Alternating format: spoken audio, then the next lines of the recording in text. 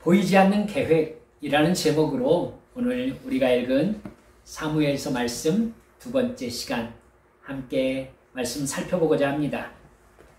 사무엘은 어머니 한나가 하나님과 맺은 약속을 지키기 위해서 젖을 떼고 엘리 제사장에게 보내지게 됩니다.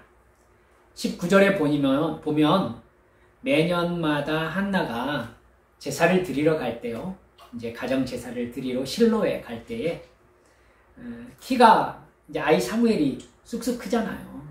그러니까 사무엘의 옷을 지어다 주었다 이렇게 나옵니다. 여러분, 저는요 마음이 참 쓰입니다. 안쓰럽기도 하고 하나님과 한 약속을 지키려는 마음이잖아요. 그렇죠? 그래서 지금 한나는 자기 고통을 돌아보소서 해서 얻은 아들 사무엘을 도리어 하나님께 드려버려가지고 다시 아이가 없는 상황이에요. 근데 그 아이가 엘리 제사장에게 가 있고 젖됐으니까 3살, 4살 되었을 거라고 말씀드렸잖아요. 아이 옷을 해마다 이제 지어다 주는 겁니다. 엄마와 떨어져가지고 남의 집에서 그렇게 자라고 있는 사무엘. 참 품에서 아들을 멀리 떠나보낸 한나. 참 둘 다 어떻게 정서적 안정을 얻었을까 싶은 마음이 있습니다. 그래서 엘리 제사장이 엘가나와 남편 엘가나와 한나에게 이렇게 축복합니다. 20절에 보면 여호와께서 이 여인으로 말미암아 내게 다른 후사를 주사 이가 여호와께 간구하여 얻어바친 아들을 대신하게 하시기를 원하노라. 엘리 제사장이 이제 한나와 엘가나에게 이렇게 축복을 해요. 그 후에 하나님께서 한나를 돌보십니다. 그래서 한나가 제가 저번 시간에 아들이라고 했잖아요. 아들 3을 낳게 되고 딸 2를 낳게 됩니다. 21절에 기록되어 있습니다. 사무엘을 받으신 하나님께서 한나에게 한나의 노년의 부양자가 될 아들들을 허락해 주신 것입니다. 한나가 처음에 고통스럽게 간구하던 그 문제를 해결해 주신 것이죠. 여러분, 이건요 한편으로 사무엘에게 하나님께서 아버지가 되어주셨다는 뜻이라는 걸 잊지 마시기 바랍니다. 한나의 처음 기도를 들어주셔서 이제 사무엘을 하나님께 드리고 다른 아들 3을 낳게 하셨으니까 한나의 처음 간구가 다 해결됐잖아요. 그렇죠? 사무엘은요 엄마 없고 아빠 없는 삶을 살아야 되잖아요. 그럼 사무엘은 어떻게 됩니까? 여러분, 하나님께서 사무엘의 아버지가 되어주셨음을 믿으시기 바랍니다. 사무엘은 친부모와 떨어져서 엘리 제사장을 아마 아버지처럼 모시고 살 수밖에 없었을 거예요. 그러나 여러분, 엘리 제사장에게는요 이미 홈니와 비느하스라는 아들이 있었습니다. 친아들처럼 사무엘을 대하기는 어렵지 않았을까 충분히 생각할 만하지요. 근데 26절을 보면 아이 사무엘이 점점 자라매 여호와와 사람들에게 은총을 더욱 받더라 이렇게 기록되어 있습니다. 하나님이 외로운 사무엘이 마음이 삐뚤어지지 않도록 돌보아 주시고 사무엘이 하나님의 사랑과 사람들의 사랑을 받도록 사무엘의 인품, 성품을 가꾸어 주신 것입니다. 하나님이 우리에게 사명을 맡기시면서 헌신을 요구하실 때는요 반드시 하나님께서 그 다음을 책임져 주신다는 이야기라는 걸 믿으시기 바랍니다. 열심히 노력해서 나를 만족시켜보라고 하나님이 그러시는 거 아니에요. 하나님께서 계획을 세우시고 하나님이 세우신 계획에 나는 응답해가지고 그 말씀에 순종하는 형태가 하나님이 부르신 사람과 하나님과의 관계입니다.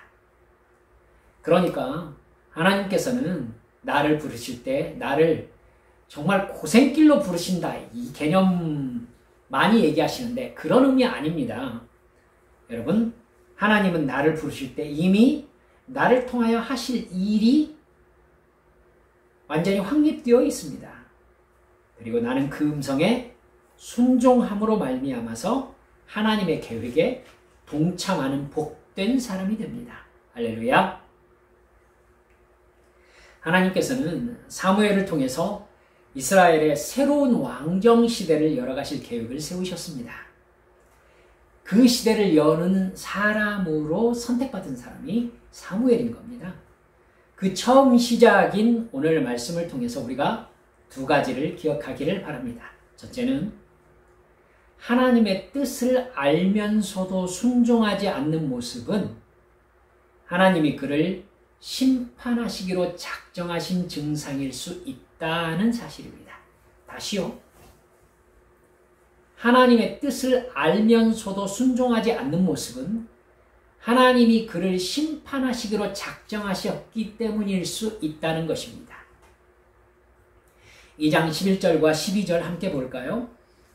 엘가나는 라마의 자기 집으로 돌아가고 그 아이는 제사장 엘리 앞에서 여호와를 섬기니라.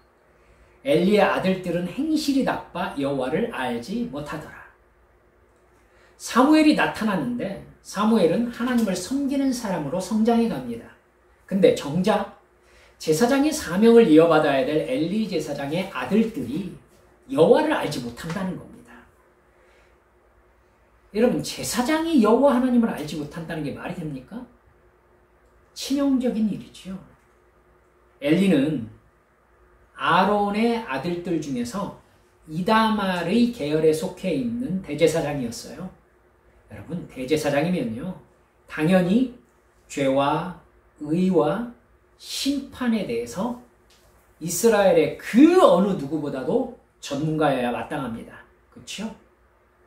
목사라면 죄와 의와 심판에 대해서 그 어느 누구보다도 영적 분별력이 뛰어나야 되는 것입니다.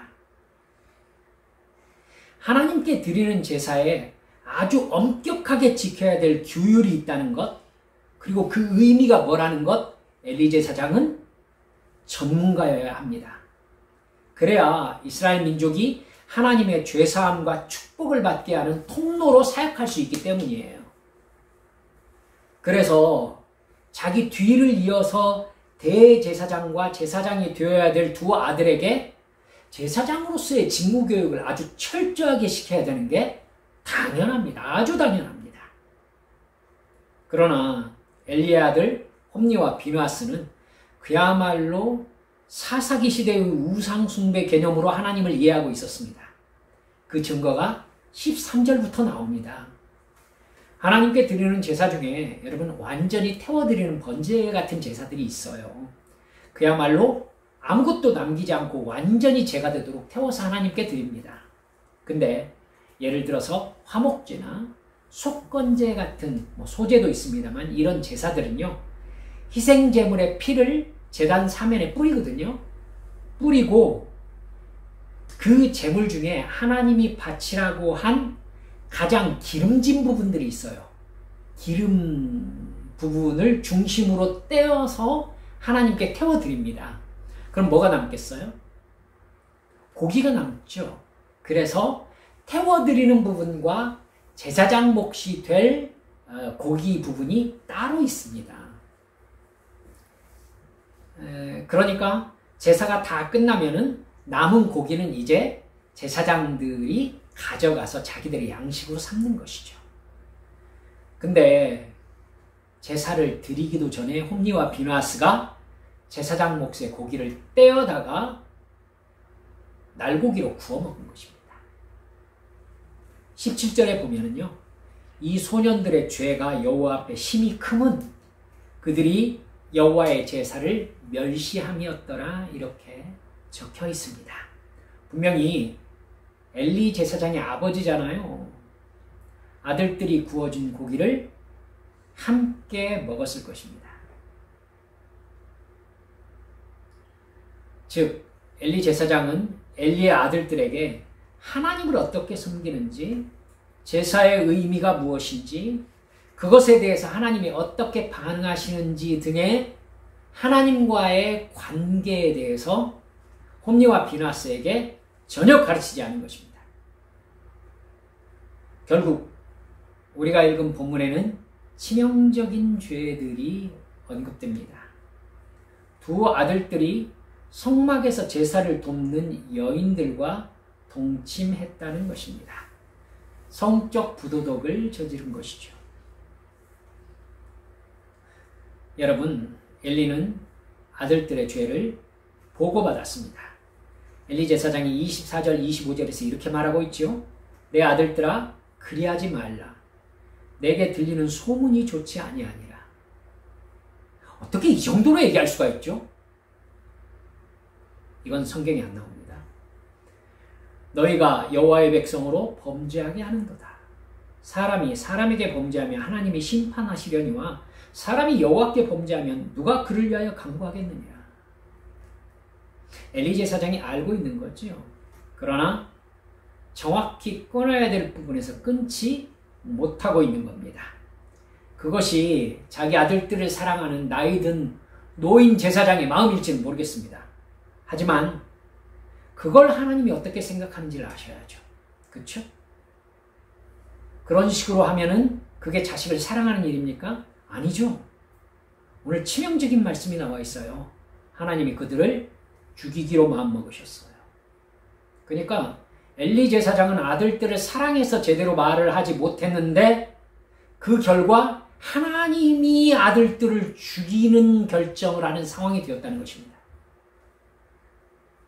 그런 식으로 하면 오히려 자식들을 죽이는 일이 된다는 것이지요. 절대 사랑이 아닌 겁니다. 죄로 달려가는 모습을 방치하거나 유하게 대하면 아이는 하나님의 심판을 직접 받습니다.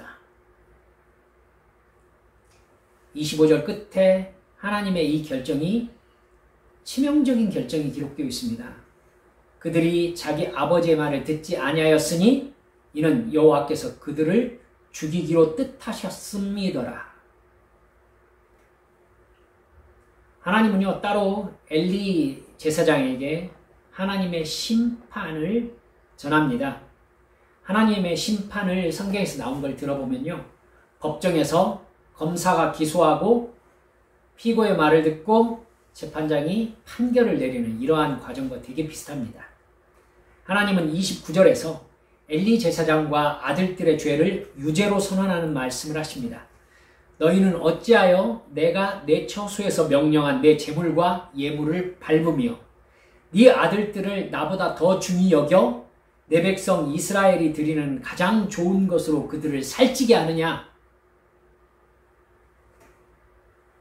여러분, 이렇게 여러분께 여쭤볼까요? 두 아들들이 누구를 보고 배웠을까요?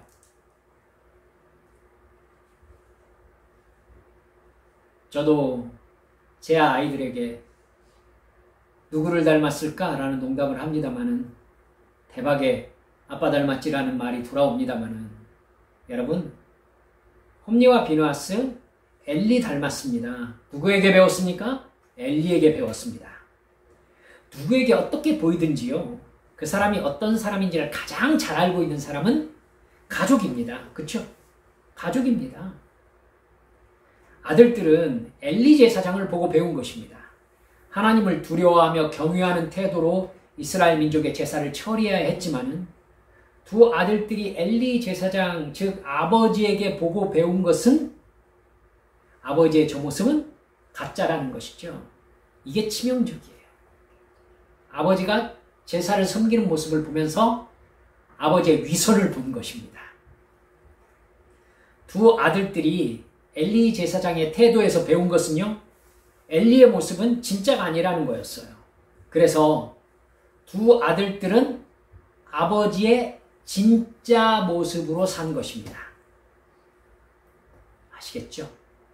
두 아들들이 배운 것은 엘리 제사장의 진짜 모습인 거예요.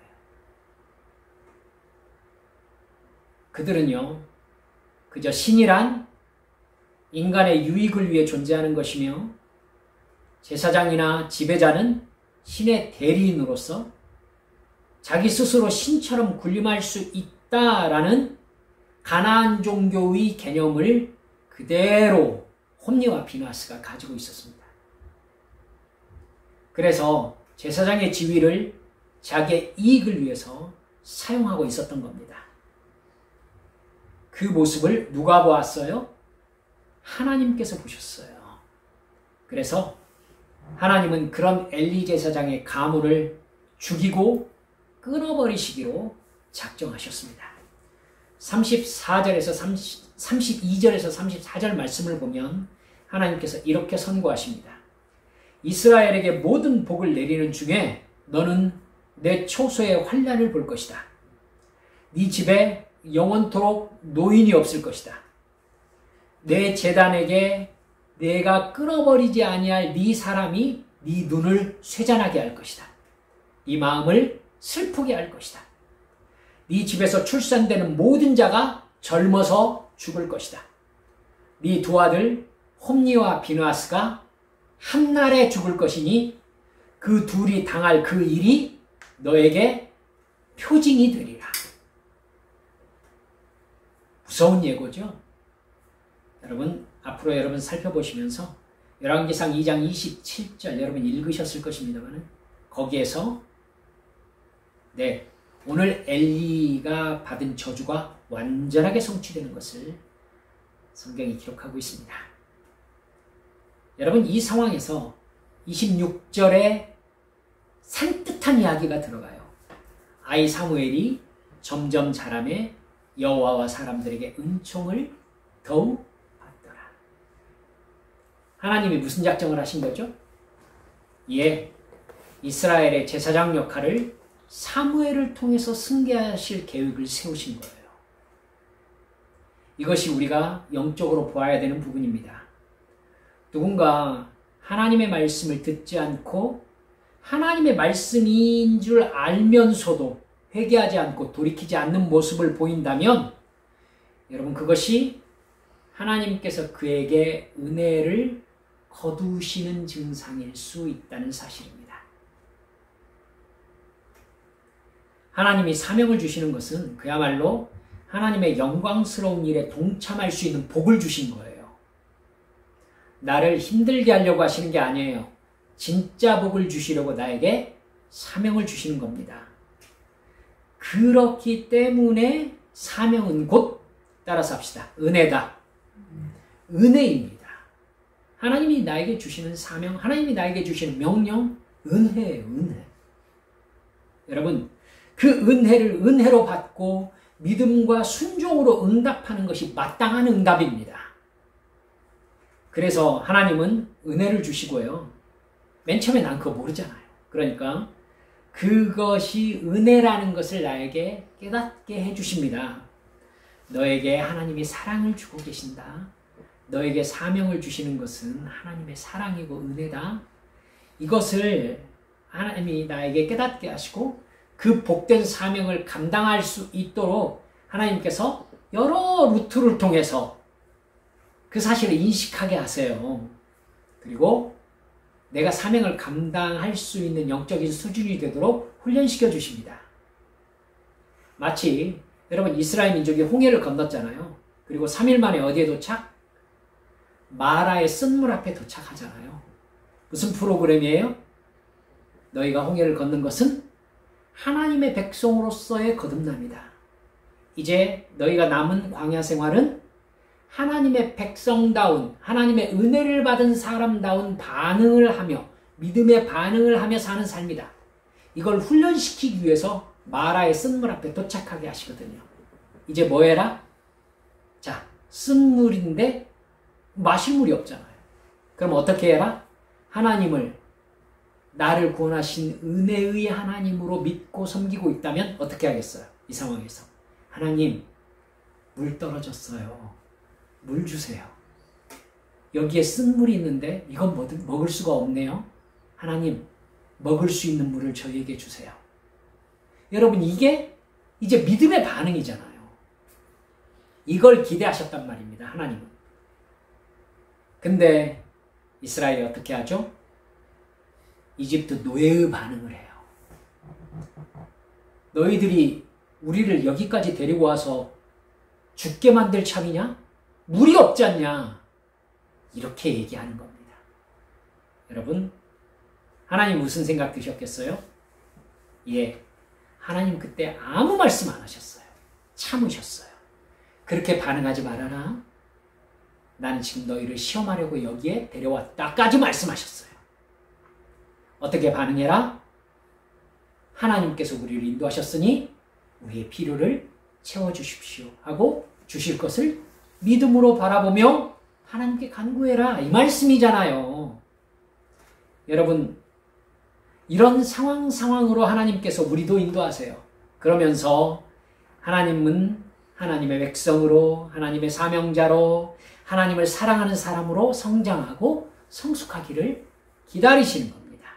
그러나 여러분, 결국 하나님의 참으심에 끝내 믿음으로 응답하지 않을 때, 즉 그 사람에게서 결국 하나님의 은혜가 되지 못한다는 것이 확정되면 하나님은 그를 끝내십니다. 하나님이 은혜를 거두시면요, 그 사람에게 가장 적나라하게 나타나는 증상이 뭔지 아십니까? 잊어버리지 마세요. 하나님이 누군가에게서 은혜를 거두시면요, 그 사람이 절대로 안 하는 거 있는데 회개입니다. 왜죠? 죄의 값으로 그 사람을 끝내셔야 되기 때문에 회개의 기회를 주지 않으세요. 여러분, 그는 말씀을 듣지 않습니다. 교회 안 나가요. 나에게 내 육체가 듣기에 불편한 말씀을 하는 목사님은 싫어합니다. 내 기분을 들뜨게 할 수 있는 말을 해주는 양반을 찾아가지요. 죄송합니다. 제가 교회를 비판하고자 하는 게 아닙니다. 절대 그 마음을 가져서는 안 된다는 말씀을 여러분께 드리고 싶을 뿐입니다. 여러분, 나와 내 가족 그리고 내 주변을 보면서 하나님께서 지금 무슨 생각을 하고 계실까를 파악할 줄 알아야 영적으로 깨어있는 사람입니다. 나의 자녀들 보면서 하나님의 어떤 뜻이 깨달아집니까, 여러분? 내가 만나는 사람들을 보면서 하나님이 나에게 뭐라고 말씀하시는 것처럼 느껴집니까, 여러분? 이걸 알아야 영적으로 살아있는 거예요. 안 그러면 딱 엘리제 사장 꼴이 되는 겁니다. 말씀을 받지 않고 순종하지 않는 증상은 하나님께서 은혜를 거두시는 상황이에요. 구약 역사서 가보면 아마샤 왕이 하나님 앞에 죄를 짓거든요. 우상숭배의 죄를 짓습니다. 그러자 선지자가 와가지고 얘기를 해요. 어떻게 에돔을 정벌하신 왕께서 에돔의 신을 가지고 와가지고 섬길 수 있습니까? 이렇게 지적합니다. 그러자 아마샤가 닥치지 않으면 죽인다. 이렇게 협박합니다. 그러자 여러분 아시죠? 그 선지자가 뭐라고 합니까? 기억나실 겁니다. 왕이시여, 왕께서 하나님께서 하시는 말씀을 듣지 않으신 것을 보니 하나님께서 왕을 심판하시기로 작정하셨다는 것을 내가 알겠습니다. 무슨 뜻인지 아시겠죠? 그렇습니다. 하나님의 말씀을 듣지 않는다? 하나님의 심판의 징조일 가능성이 상당히 높습니다.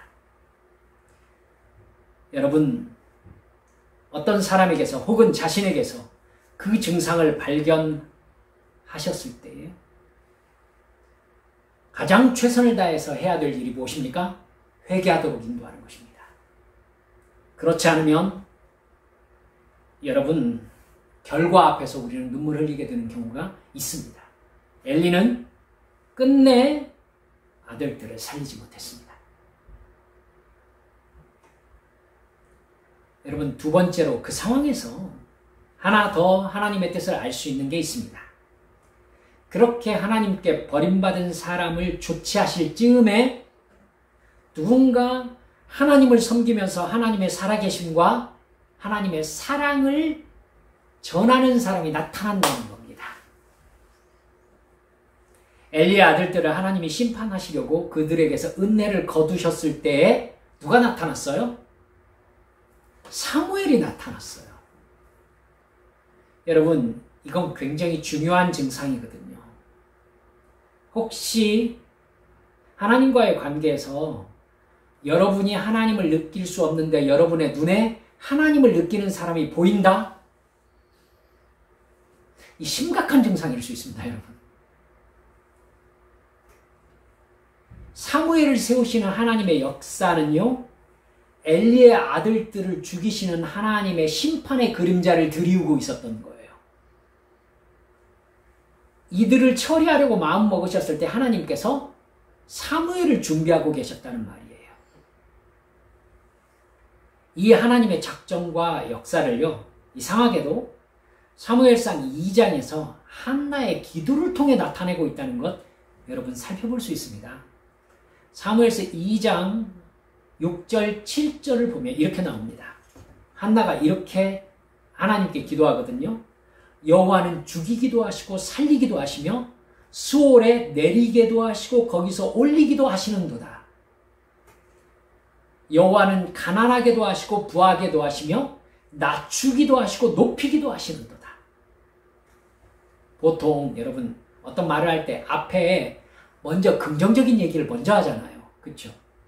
그리고 뒤에 부정적인 걸 얘기하는 게 보통이지요. 근데요, 여러분 한나는 철저하게 앞에 부정적인 것을 앞세우고 있습니다. 여러분 하나님은 패하시고 세우신다는 겁니다. 가난하게도 하시고 부하게도 하신다는 것입니다. 낮추기도 하시고 높이기도 하신다는 겁니다. 왜? 부정적인 걸 먼저 앞에다 얘기하죠. 하나님의 세우심 앞에는 반드시 뭐가 있다는 것? 패하심이 있다는 것. 사무엘이 나타난 것은 엘리와 엘리 제사장의 아들들의 범죄, 패함이 함께 있는 일인 거예요. 그러니까 사무엘의 등장은 엘리와 엘리 아들들의 퇴장을 의미하는 겁니다. 다윗이 나타났다는 것이 무슨 의미였어요, 여러분? 하나님이 누구를 패했다? 사울을 패했다는 의미였어요. 이걸 사무엘은 알고 있었습니다, 그때. 이게 진짜 큰일이에요. 깊이 생각하셔야 됩니다. 누군가를 하나님이 세우실 때는 반드시 누군가의 패함이 그림자로 덮여있다는 것. 놀랍게도요, 여러분, 솔로몬이 우상을 숭배하고 하나님의 말씀에 불순종하자 나중에 10지파를 나누어 가지고 북이스라엘을 세우는 여로보암이 나타납니다, 여러분. 지혜의 왕 솔로몬은 이걸 알고 있었어요. 하나님이 누군가를 패하실 때에는 반드시 그 다음 역사를 이룰 사람이 나타난다는 거. 솔로몬은 알고 있었어요. 그래서 솔로몬의 눈에 여로보암이 눈에 띄었어요. 이 사람이 세움받는다는 느낌이 들었어요. 솔로몬이 무슨 생각했겠어요? 아, 하나님이 나에게 어떤 일을 하려고 하시는구나. 그래서 솔로몬이 어떻게 했습니까? 여로보암을 죽이려고 했어요. 근데 그때 당시 고대 근동의에서 가장 큰 제국의 힘을 가지고 있었던 솔로몬의 힘으로도 여로보암을 죽이지 못했어요. 될 리가 없죠. 왜요? 하나님께서 계획하고 계셨기 때문입니다. 사울이 다윗을 절대 죽이지 못했던 것과 똑같은 거예요. 여러분, 부끄러운 고백입니다만 제가 아직 신학을 하지 않고 교회에서 성가대 지휘자로 이렇게 봉사하고 있었을 때가 있었습니다. 그때 별 말도 안 되는 어떤 문제들이 발생을 해가지고요. 마치 제가 뭐 굉장히 큰 잘못을 한 것처럼 이런 상황이 이렇게 흘러간 적이 있었어요. 제 마음이 많이 상했습니다. 그래서 저 지휘 그만하겠다고 했습니다. 마음 안에 저 아니면은 저만큼 해낼 사람은 없다라는 교만이 있었습니다. 그래서 좀 이렇게 제가 이렇게 버틴게다가 저에게 아이고 우리가 미안하다고 좀 해달라고 하길 바랬죠. 근데요 놀랍게도 저에게 배운 사람이 제 역할을 아주 훌륭하게 대신했습니다. 그리고 진짜 그만둬야 했습니다. 그때 저는 그 사람이 하나님과 성도들에게 인정받아가는 모습을 보면서 내가 얼마나 멍청했는지를 깨달았습니다. 제가 미친 짓을 했구나. 하나님께서 내게 주신 복을 내가 걷어찼구나 생각했습니다. 그때부터는 그런 짓 절대 안 합니다. 사울은 다윗을 보면서 얘기합니다. 나는 네가 내 뒤를 이어서 왕이 될 것을 알고 있다. 참. 그래서 사울은 다윗을 그렇게 잡아 죽이려고 했습니다. 하지만 시간이 지날수록 다윗은 강해지고 사울은 쇠하여졌다. 성경이 냉정하게 기록하고 있습니다. 하나님께서 누군가를 세우시는 것은 누군가를 패하심의 그림자를 품고 있다는 걸 잊지 마세요. 정리합시다. 반복해서 말씀하시는 하나님의 말씀에 내가 순종하지 않는다면 내 가족이나 내 주변의 누군가가 하나님께 반항하면서 순종하지 않는 모습을 여러분의 눈으로 보고 있다면 여러분 하나님께서 심판을 실행하실 계획일 가능성이 제법 있습니다. 한 칸 더 나아가서 그게 내 눈에 보였다는 것은 나에게 뭐 하라는 거죠? 뭐 하라는 거예요? 여러분 얘기해야 된다는 얘기예요. 그 사람에게. 너 그렇게 계속하면 하나님이 너를 손대실 거야. 구약 선지서로 가면 가장 무서운 말 중에 하나가 뭔지 아십니까? 하나님께서 이렇게 말씀하실 때요. 나를 만날 준비를 하라. 우리 사랑하는 성도들과 유승일 목사는 하나님께서 너 나하고 만나자 하면은 네 주님 이러실 거 아니겠어요? 그쵸? 하나님께서 나를 만날 준비를 하라. 무슨 말이었습니까? 죽을 준비하라는 얘기였어요. 하나님께서 손대는 것이 행복인 사람이 있고요. 하나님께서 손대는 것이 죽이는 일이 되는 사람이 있어요. 여러분 회개하지 않으면 하나님이 나 좀 보자 이러실 때가 있습니다. 그러니까 그럴 것 같다라는 생각이 들면 여러분 반드시 말씀하셔야 합니다. 하나님이 너를 직접 손댈 거야. 그러니까 회개해. 말씀하셔야 합니다.